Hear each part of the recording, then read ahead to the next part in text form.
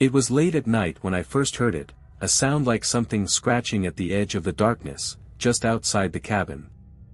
I had been living in Alaska for over 6 months now, working as a wildlife guide, but nothing, absolutely nothing, could prepare me for what was about to unfold. My name's Peter, and I'd come to this remote part of the state to escape the noise and chaos of city life, never imagining I would encounter something that would challenge everything I knew about reality. That evening, I had taken a group of tourists on a hike through the thick woods, guiding them past frozen lakes and towering pines, all while keeping my eyes peeled for anything dangerous. Bears, wolves, the occasional moose, but there was nothing unusual about that. We returned to the cabin just before sunset, all of us exhausted from the day's trek. I told my guests to relax, and as the last of them settled into their rooms, I stepped outside to make sure everything was locked up for the night. That's when I heard it. At first, it was distant, a faint scrape against the snow, like something dragging itself through the forest. But then the sound grew louder, closer. My breath caught in my throat as I turned to look toward the tree-line. There was nothing there, just the swaying trees and the thick snow. I told myself it was probably a bear or a moose wandering nearby, but something in my gut told me it was different. I shrugged it off and went inside, locking the door behind me. But as the night wore on, the sound persisted, growing louder, more deliberate. At times it sounded like footsteps, heavy and dragging, as if someone, or something, was walking in the snow just outside. I couldn't ignore it anymore. I grabbed my flashlight and my rifle, just in case. The wind outside howled like some wild animal, and the dark sky was illuminated only by the faint light of the moon.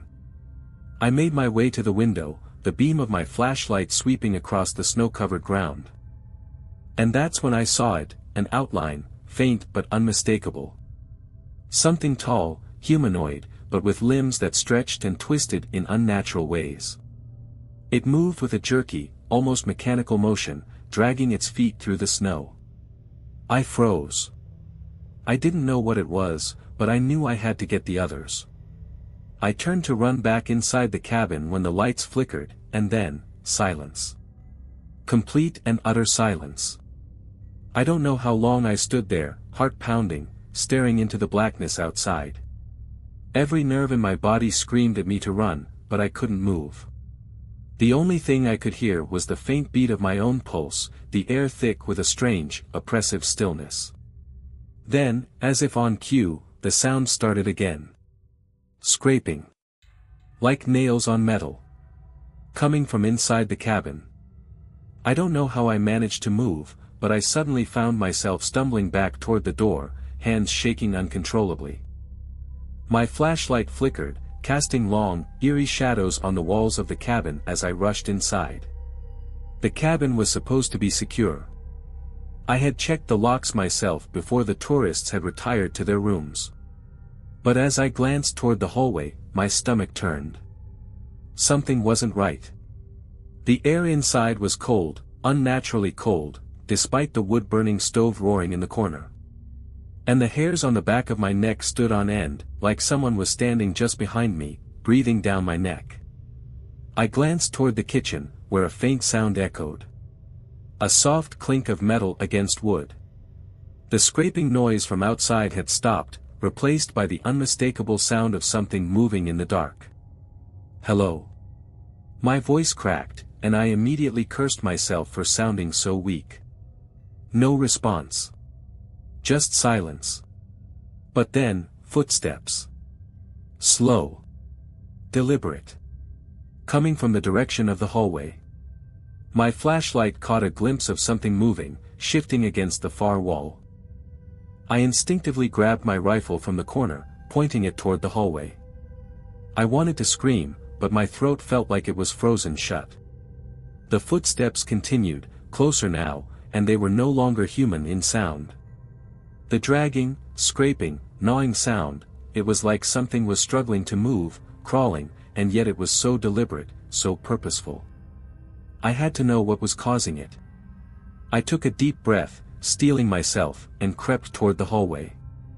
My heart pounded in my ears as I approached the source of the noise. The kitchen was empty, but the feeling of being watched was overwhelming. I scanned the room, every corner, every shadow. And then, a flicker of movement, too fast to catch. Before I could react, something appeared from the dark. It was tall, hunched over, its limbs twisted unnaturally, like it had been broken and bent, and then pieced back together. The face was wrong. Too pale. Too still. The eyes, wide and black, stared back at me, unblinking. It opened its mouth, but no sound came out. Just the sound of its body dragging across the floor toward me, inch by inch. I stumbled backward, my rifle still trained on it, but I couldn't bring myself to pull the trigger. Something in my mind told me it wasn't just some wild animal. This thing was something else. It was intelligent, calculating. It lunged. I fired instinctively, the sound of the gunshot deafening in the small space. But the creature didn't flinch. It just grinned, or at least I think it was trying to. The twisted, jagged movement of its mouth seemed to stretch further than humanly possible, like it was mocking me. I bolted for the front door, heart hammering, but the lights flickered again. The power cut out, and the only illumination came from the pale light of the moon outside. Then it stopped moving. The creature, still grinning, simply stood there in the dark, staring at me with those black, soulless eyes. I don't remember how I made it out of the cabin, but I found myself outside, gasping for air, my heart pounding in my chest like it was trying to escape. The cold hit me immediately, the chill biting through my jacket as I staggered into the snow. The creature hadn't followed me, not yet. But I knew it was only a matter of time. It didn't need to chase me, it had already made its presence felt. It was patient. It had all the time in the world. I ran toward the tree line, not looking back, not daring to check if it was following. My mind raced, each step heavier than the last. The flashlight in my hand trembled like a flickering candle, barely casting any light as I sprinted into the dark woods, hoping against hope that I could lose it in the snow. The ground was uneven, soft in places, making every step a struggle. The trees around me seemed to close in, their twisted branches casting dark, ominous shapes. I heard it again, the dragging sound. Closer this time. I pushed forward, breath ragged, lungs burning from the cold, but the noise was unmistakable now. It was behind me. It was following me. I didn't look back. I couldn't. But I could feel it, like a presence in the air, something unnatural, something that shouldn't exist. The sound of its movements grew louder, scraping against the snow as it dragged itself along, its steps heavy and uneven, almost mechanical. I didn't know what it was.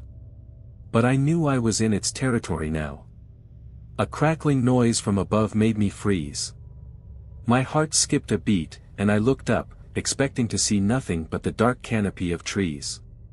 Instead, a shape, huge and dark, the size of a bear, but with something else in the way it moved, appeared against the dim moonlight, silhouetted in the branches above. I barely had time to react before something shifted, and then, thud. A branch broke, crashing down just feet from me. I stumbled back, but there was no time. The creature was closer now. I could hear it. The scraping noise was now accompanied by something worse, whispering. Faint, unintelligible whispers filled the air around me, and as I turned to run again, I saw a flicker of movement from the corner of my eye. Another figure. No, more than one. Dozens of them. Emerging from the trees, twisting, jerking in the same unnatural way. They didn't move like animals. They didn't even move like people. They were something else. I wasn't sure what they were, but I knew they weren't human. Panicked, I turned and ran, not caring which direction I was going, only that I needed to get away. The whispers grew louder, and the creatures followed. I could hear them scraping through the snow, their legs, too long, too twisted, dragging across the ground. And above it all, that haunting laughter. The sound was like nails on glass, scraping and gnawing at the edges of my sanity. I kept running, but I could feel my legs giving out. The snow was thick and heavy, and with each step, I felt more and more like I was sinking. And then, as I broke through the trees and into a clearing, I saw it, the cabin, in the distance. My heart leapt in my chest, and for a moment, I thought I was safe. But I knew it wouldn't be for long. The creatures were closing in. I could hear their footsteps behind me, faster now, as if they knew I was close. I reached the cabin door, my hand shaking as I fumbled for the key. My breath was coming in short gasps, the cold air burning my lungs. And that's when I heard it. A voice, soft, almost loving. "You can't escape." I stopped dead in my tracks, my hand frozen on the door handle. The voice, soft, soothing even, had come from behind me. I didn't need to look to know what it was. I already knew. I could feel it. The air was thick with a cold presence, suffocating, crawling under my skin like 1,000 invisible fingers. I spun around, rifle raised, but there was nothing there. Nothing but the heavy, snow-covered trees and the endless expanse of wilderness stretching out before me. Yet I felt it, right there, in the air. It was watching me. Waiting. The scraping sounds were gone now. The whispers, too. It was silent again. Too silent. It was as if the world itself had stopped moving. And then I realized, there was no more wind. No more howling from the distance. No more sounds of the wildlife that usually filled the night air. It was dead silent. A sickening realization washed over me. The creatures, whatever they were, had stopped moving. They were watching me now, just waiting for me to make the next move. My fingers tightened around the rifle, but the cold burned through me, sapping the strength from my arms. I could barely hold it steady. I had to make it inside. There was no choice. The creatures were right behind me. I could feel their presence. I yanked on the door handle again, but it didn't budge. The door was locked, and I hadn't locked it. Not in this panic. I fumbled for the key in my pocket, heart hammering, my breath fogging up in the freezing air. But when I finally pulled it out, the key didn't fit. The lock, it was different. The door was sealed shut in a way that I couldn't explain. I felt a wave of dizziness wash over me. It wasn't the cold. It wasn't the exhaustion. It was something worse. Something deeper. A deep, bone-chilling fear that told me this wasn't just a lock. This was something else. Something beyond any natural force I'd ever encountered. Then I heard it again, the voice. This time, closer. It was a whisper, but it vibrated in my bones, like it was coming from inside my own skull. "You're mine now, Peter." My pulse thundered in my ears. I spun around, rifle aimed in every direction, but there was nothing. Not a single creature in sight. It was as though the forest itself had swallowed them up. I glanced back at the door, my fingers shaking uncontrollably as I tried the key again, desperate now. And then I heard the footsteps, slow, deliberate, dragging along the snow. It wasn't behind me this time. It was inside the cabin. No. I kicked at the door, trying to break it open. I couldn't let it get in. It couldn't get inside. But as I slammed my shoulder against the door, something else happened. The air shifted. The temperature dropped even further, if that was even possible. A sudden pressure settled on my chest, as if someone, was standing just inches behind me. Without thinking, I spun, the rifle raised and ready. But the creature wasn't there. No, it was worse than that. The door had begun to creak, slowly, deliberately, as if it were breathing. And then, with a final, deafening crack, the door swung open by itself. The inside of the cabin was pitch black. Not a single light flickered. Not a sound echoed from within. I didn't want to go inside. I knew I had no choice, though. The creatures were behind me, closing in. I took a step inside. The door slammed shut behind me, and the darkness swallowed me whole. The door slammed shut behind me with an unnatural force, the sound echoing through the cabin like a final warning. The darkness was suffocating, wrapping around me like a heavy cloak. My breath came in shallow gasps, the cold seeping into my bones. The rifle in my hands felt like an anchor now, heavy and useless against the creeping terror closing in. I took a step forward, the floor creaking beneath my boots. It felt wrong. The cabin, which had once been a safe refuge in this remote Alaskan wilderness, now felt like a prison. And I was its only prisoner. The silence was unbearable. Not a single creak, no wind, no sound of animals outside. Just the slow, rhythmic beating of my heart. Then, a whisper. A voice, clear but distant, like it was coming from somewhere deep within the walls. Peter. I froze, rifle raised, eyes wide, scanning the shadows that seemed to stretch impossibly long in every direction. The voice wasn't just outside, it was inside, crawling under my skin, worming its way into my mind. Peter. It was the same voice. Soft, soothing, luring me in. But I didn't trust it. No matter how calming it sounded, I knew it wasn't real. Not in any human sense of the word. I backed toward the center of the room, every nerve on edge, trying to stay as quiet as possible. I couldn't risk alerting whatever was lurking in the dark. But as I moved, the shadows shifted. They seemed to grow, twisting into strange, unnatural shapes, like they were alive. And then, a pair of eyes, large, black, and unblinking, appeared in the corner of the room. They were cold, empty, and hollow, just staring at me. I swallowed hard, my throat dry, my voice caught in my chest. Who are you? I choked out, barely able to make a sound. The eyes blinked once. Slowly. And then they moved. The darkness shifted around them like liquid, as if the very air had become thick with malice. More eyes appeared, smaller, gleaming like pinpricks of light in the oppressive dark.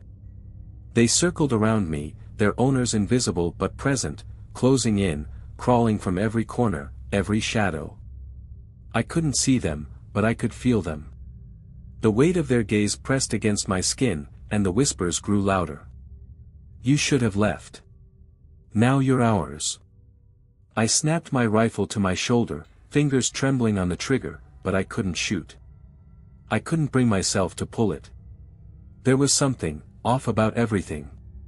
It wasn't just the creatures, or whatever these things were. It was everything. The very air in the cabin had changed, thick with something dark, something ancient. It felt like the walls themselves were alive, suffocating me. The floorboards creaked again, this time from behind me. A low, dragging sound. Something was moving, slowly, methodically, coming closer.